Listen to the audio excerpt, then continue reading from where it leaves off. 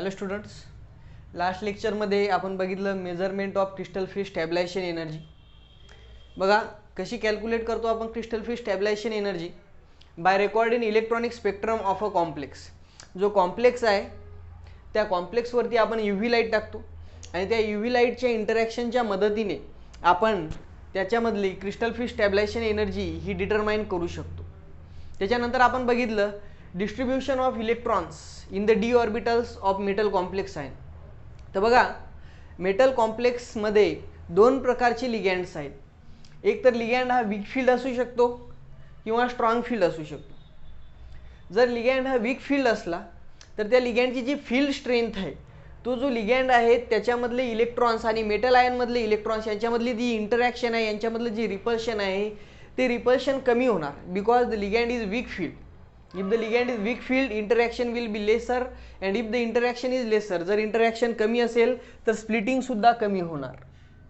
पण तोच जर का strong field ligand असेल तर there will be a greater repulsion, greater interaction among the ligand orbital containing electron and metals d electron, and therefore repulsion would be greater. As a result, G splitting आहे strong field ligand मध्ये ही जास्त होणार. So this is the basic difference between the weak field and strong field. weak field ligand splitting ही कमी असणार, strong field लिगँडमध्ये splitting ही जास्त असणार. बघा एक कन्सेप्ट आहे पेअरिंग एनर्जीचा जो आपण लास्ट लेक्चरमध्ये बघितलेला आहे. पेअरिंग एनर्जी म्हणजे काय तर दोन इलेक्ट्रॉनला एका ऑर्बिटलमध्ये पेअर करण्यासाठी इलेक्ट्रॉनमध्ये रिपल्शन असते तर त्या रिपल्शनला ओव्हरकम करावं लागते आणि त्याच्यासाठी जी एनर्जी लागते त्याला आपण पेअरिंग एनर्जी म्हणतो. So if the ligand is weak field, ligand हा जर वीक फील्ड असला तर स्प्लिटिंग कमी आहे आणि स्प्लिटिंग कमी असल्यामुळे पेअरिंग एनर्जी ही त्याच्यापेक्षा जास्त असते.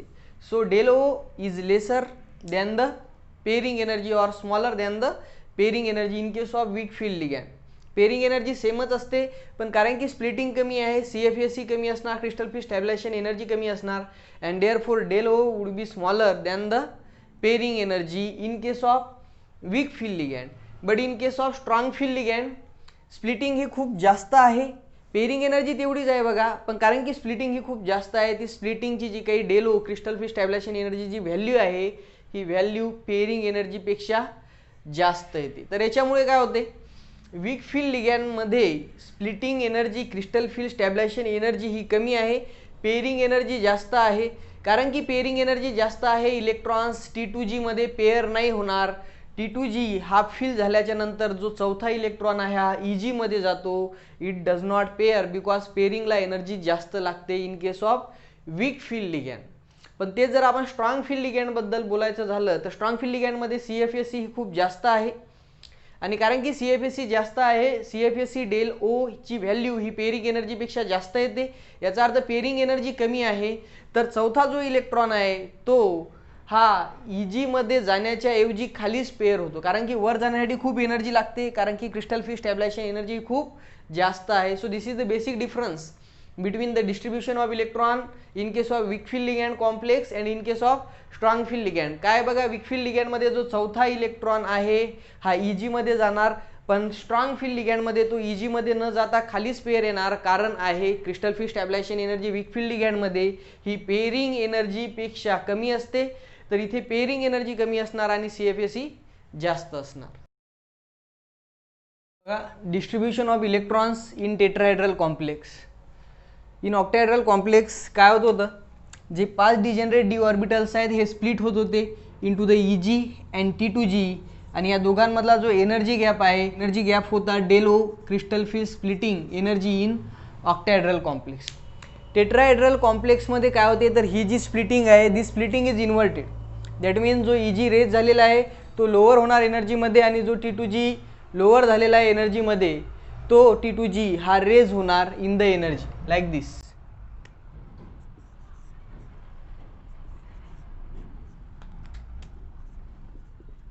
आणि या दोघांमधला जो एनर्जी गॅप आहे तो एनर्जी गॅप असणार del T. So what is happening splitting is inverted and splitting is smaller in the tetrahedral complexes.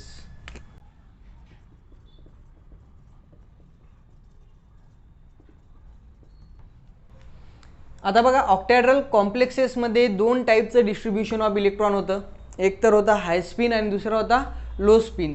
तर बघा जर वीक फील्ड लिगँड असेल तर काय होणार, जे 4 इलेक्ट्रॉन्स आहेत 1 2 3, if the ligand is weak field तर 2 पॉसिबिलिटी आहे. जर लिगँड वीक फील्ड असला तर स्प्लिटिंग जी आहे ही कमी असणार, पेअरिंग एनर्जी जास्त असणार. आणि जर लिगँड स्ट्रॉंग फील्ड असला, if the ligand is strong field तर स्प्लिटिंग ही जास्त असणार आणि पेअरिंग एनर्जी ही कमी असणार. तर हे आपण डिस्कस केलेलं आहे. But in case of tetrahedral complexes the splitting is smaller. नेहमी स्प्लिटिंग ही कमी असते than the octahedral complex. Del T is equal to 4/9 del O. It is too much smaller than the octahedral complex. आणि कारण की splitting ही कमी आहे than the octahedral complex, it is always smaller than the pairing energy. Crystal field splitting in tetrahedral complex is always smaller than the pairing energy. म्हणजे pairing energy जास्त असणार. जर पेअरिंग एनर्जी जास्त असली तर इलेक्ट्रॉनला पेअर व्हायला एनर्जी जास्त लागणार. दरवेळेस इलेक्ट्रॉनला पेअर व्हायला एनर्जी जास्त लागणार तर इलेक्ट्रॉन पेअर होणार नाही. याचा अर्थ काय, सपोज 3 इलेक्ट्रॉन आहे 1 2, आता तिसऱ्या इलेक्ट्रॉनसाठी 2 पॉसिबिलिटी आहे. एक तर तो ई मध्ये पेअर होऊ शकतो किंवा तो T2 मध्ये जाऊ शकतो. तर हे डिटरमाइन करते पेअरिंग एनर्जी किंवा crystal field splitting. The crystal field splitting in tetrahedral complex is very much smaller. Pairing energy जास्त आहे, इलेक्ट्रॉनला पेअर व्हायला एनर्जी जास्त लागणार आणि म्हणून इलेक्ट्रॉन पेअर न होता तिसरा जो इलेक्ट्रॉन आहे हा जाणार T2 मध्ये, चौथाही T2 मध्ये, पाचवाही T2 मध्ये आणि 6वा इलेक्ट्रॉन जो आहे तो मग पेअर होणार. त्यानंतर पेअरिंग स्टार्ट होणार. तर in case of tetrahedral complex splitting is smaller, splitting is inverted, and as splitting is smaller pairing energy is always higher. आणि कारण की पेअरिंग एनर्जी जास्त आहे इलेक्ट्रॉन पेअर होणार नाही. Mostly the complexes are high spin.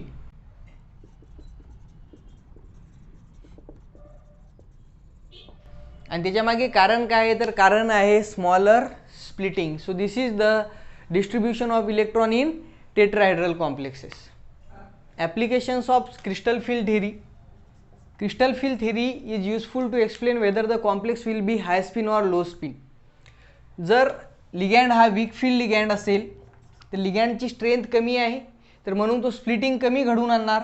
जर splitting कमी असणार तर पेअरिंग एनर्जी जास्त असणार, इलेक्ट्रॉनला पेअर व्हायला एनर्जी जास्त लागणार आणि म्हणून इलेक्ट्रॉन पेअर नाही होणार. आणि कारण की इलेक्ट्रॉन पेअर नाही होणार तो कॉम्प्लेक्स असणार हाय स्पिन कॉम्प्लेक्स. याच्याच उलट जर लिगँड हा स्ट्रॉंग फील्ड लिगँड असला तर तो स्प्लिटिंग जास्त घडवून आणणार. जर स्प्लिटिंग जास्त घडली तर स्प्लिटिंग ही जास्त, पेअरिंग एनर्जी कमी, पेअरिंग एनर्जी कमी तर इलेक्ट्रॉनला पेअर व्हायला एनर्जी कमी लागते. याचा अर्थ इलेक्ट्रॉन पेअर होणार आणि तो कॉम्प्लेक्स जो आहे तो असणार low spin complex. Second application of crystal field theory is that it is useful for the prediction of deviation of hydration enthalpies and lattice enthalpies of divalent and trivalent metal halides.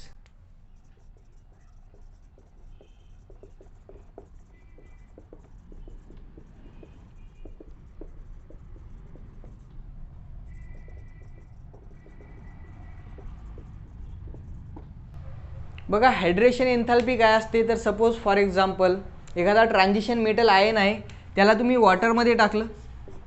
वॉटरमध्ये टाकल्याच्या नंतर जो solvent आहे जसं की in case of water positive चार्जच्या बाजूने त्याची जी काही negative side आहे ती एन्व्हलप तयार करते. जसं की वॉटर आहे, वॉटरची निगेटिव्ह साईड आहे ऑक्सिजनच्या बाजूने, तर ऑक्सिजनच्या बाजूने असा एन्व्हलप तयार होईल आणि याच्यामध्ये एनर्जी रिलीज होते आणि ती जी काही एनर्जी रिलीज होते जी की या मेटल आयनला स्टॅबिलाइज करते त्या एनर्जीला आपण म्हणतो hydration enthalpy.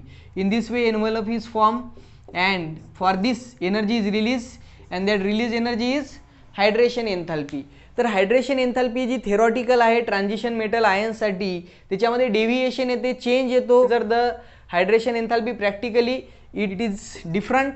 And why it is different तर त्याच्यामध्ये crystal field stabilisation energy involve असते.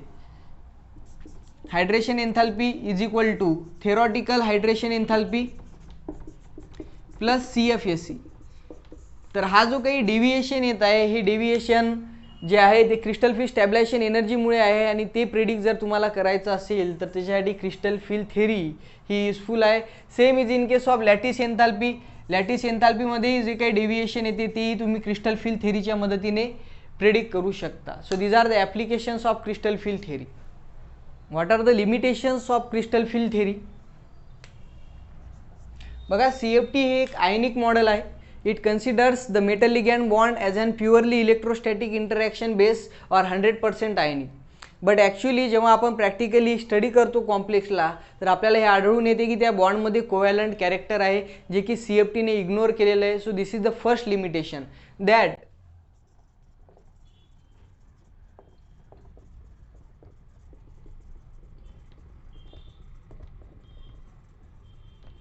जे काही पार्शियल कोव्हॅलंट कॅरेक्टर आहे आयनिक बॉन्डमध्ये ते क्रिस्टल फील्ड थेरीने कम्प्लिटली इग्नोर केलेला आहे. तर क्रिस्टल फील्ड थेरी जी काही स्पेक्ट्रोकेमिकल सिरीज आहे तिला एक्सप्लेन करू शकत नाही. Why weak field ligands are weak and why strong field ligands are strong field हे क्रिस्टल फील्ड थेरीला एक्सप्लेन नाही करता आलं, त्याच्यामागे तिला रिझन नाही देता आलं और कॅनॉट एक्सप्लेन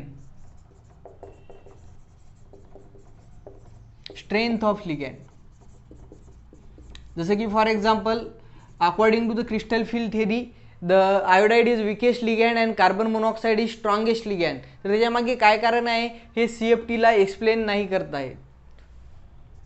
त्याच्यानंतर crystal field theory considers only d orbital. बाकीचे जे काही s आणि p ऑर्बिटल्स आहेत यांना क्रिस्टल फील्ड थेरीने एक्सप्लेन नाही केलेलं आहे. So it considers only d orbital. It does not consider the s and p orbital complexes. जसं की इनऑर्गॅनिकचे जे काही s आणि p ब्लॉकचे एलिमेंट्स आहेत तर ते सुद्धा कॉम्प्लेक्सेस बनवतात, तर त्याला क्रिस्टल फील्ड थेरी एक्सप्लेन नाही करू शकत. देन तर पाय बॉन्डिंग इन कॉम्प्लेक्सेस ही क्रिस्टल फील्ड थेरीला एक्सप्लेन नाही करता आली. पाय बॉन्डिंग इन कॉम्प्लेक्सेस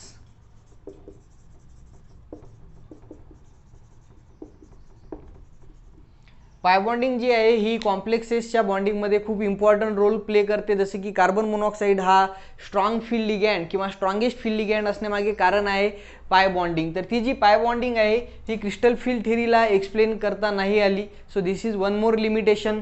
त्याच्यानंतर जी क्रिस्टल फील्ड थेरी आहे ही लिगँडचे जे काही ऑर्बिटल्स आहेत त्याला कन्सिडर करत नाही. नॉट कन्सिडर्स लिगँड्स ऑर्बिटल्स आणि त्यांची जी काही इंटरॅक्शन्स आहेत मेटल ऑर्बिटलच्या सोबत त्याला ती कन्सिडर करत नाही.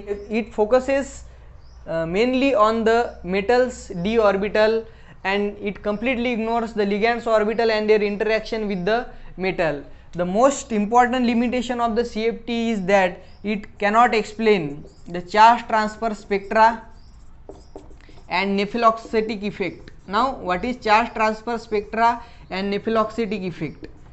तर बघा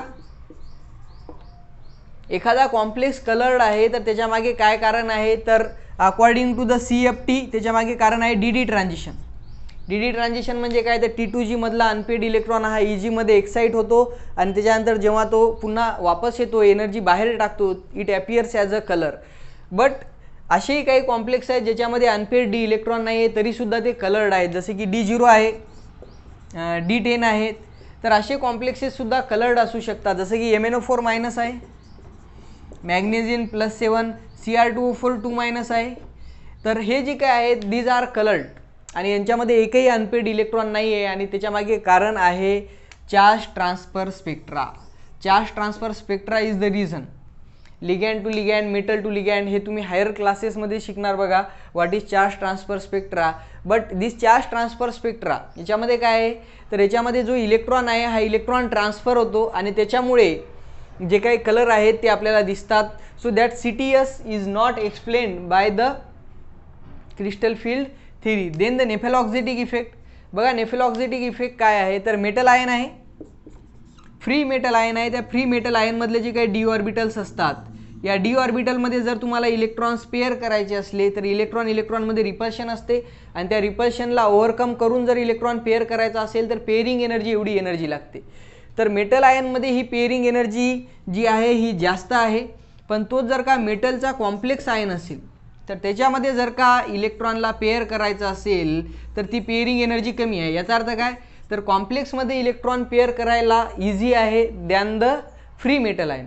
तर असं का घडत आहे कॉम्प्लेक्समध्ये पेअरिंग एनर्जी ही कमी का येत आहे आणि मेटल आयनमध्ये पेअरिंग एनर्जी का जास्त आहे. Why it is easier to pair the electrons in the complex than the free metal ion. तर त्याच्यामागे कारण आहे नेफेलॉक्झेटिक इफेक्ट. बघा कॉम्प्लेक्स फॉर्म झाल्याच्या नंतर मेटल आयनचे जे काही डी ऑर्बिटल आहेत यांची साईज वाढते. क्लाउड एक्सपांडिंग और क्लाउड एक्सपान्शन इफेक्ट म्हणतो आपण याला. जे इलेक्ट्रॉनचं क्लाउड आहे किंवा जे डी ऑर्बिटल्स आहेत त्यांची साईज वाढते आणि कारण की डी ऑर्बिटलची साईज वाढलेली आहे इलेक्ट्रॉन्सला आता जास्त जागा मिळते बघा पेअर होण्यासाठी किंवा ऑक्युपाय होण्यासाठी आणि त्याच्यामुळे यांच्यामध्ये रिपल्शन कमी आहे आणि रिपल्शन कमी आहे तर it is easier to pair आणि म्हणून यांची पेअरिंग एनर्जी कमी येते. याला आपण म्हणतो nephelauxetic effect, cloud expansion effect or cloud expanding effect, cloud expansion effect. तर हे जे इफेक्ट आहे नेफेलॉक्सेटिक इफेक्ट अँड CTS याला क्रिस्टल फील्ड थेरी एक्सप्लेन करू शकली नाही. This is one more drawback of crystal field theory.